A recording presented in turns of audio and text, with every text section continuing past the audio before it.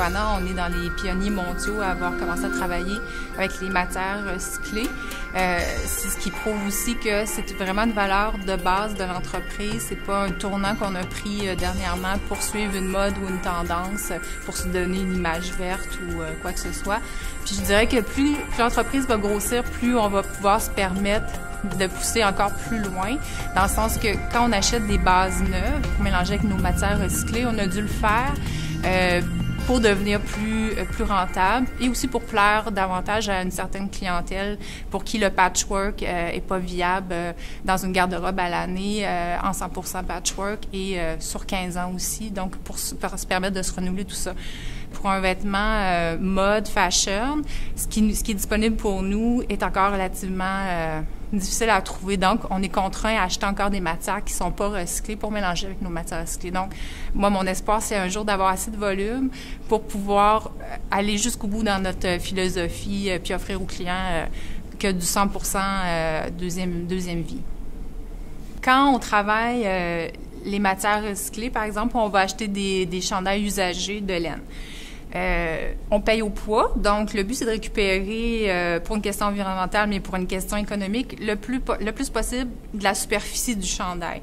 Donc, nous, on va avoir créé avec des pièces patrons qu'on va couper dans nos zones, mais on veut essayer d'éviter les pertes le plus possible pour jeter le moins de matière possible. Même la création de nos accessoires, le but ultime, c'est que les accessoires doivent pas nécessiter d'achat de matière ou de coupe pour lui-même, doit être utilisé stratégiquement avec les retards créés par la production de vêtements. Des fois, on se ramassait avec des productions avec une trop grosse quantité de pouces, de mitaines, par exemple. Donc là, le défi pour la personne qui allait créer les accessoires, c'était de réutiliser les pouces. Donc, on a fait cette saison-ci le foulard hélice. Puis les hélices sont faites dans le foulard avec 4 pouces qui se croisent. Donc, des fois, les gens, ils vont trouver le foulard super beau, mais quand tu vas leur expliquer comment on est arrivé à ce design-là, ils vont trouver ça encore plus génial. Fait que ça donne une plus-value aux vêtements encore.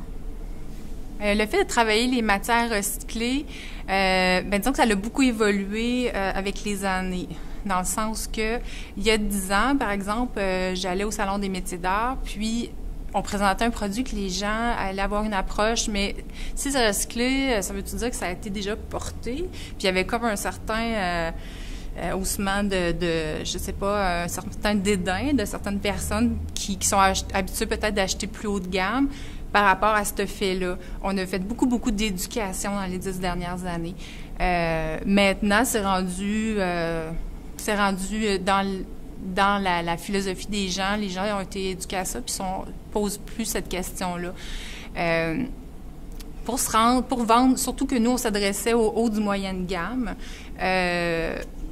on devait arriver à offrir un produit qui n'a pas l'air d'avoir été recyclé. Donc, la plupart des gens trouvent ça incroyable de penser que nos vêtements sont faits de matière recyclée parce qu'on met beaucoup d'énergie à amener une qualité.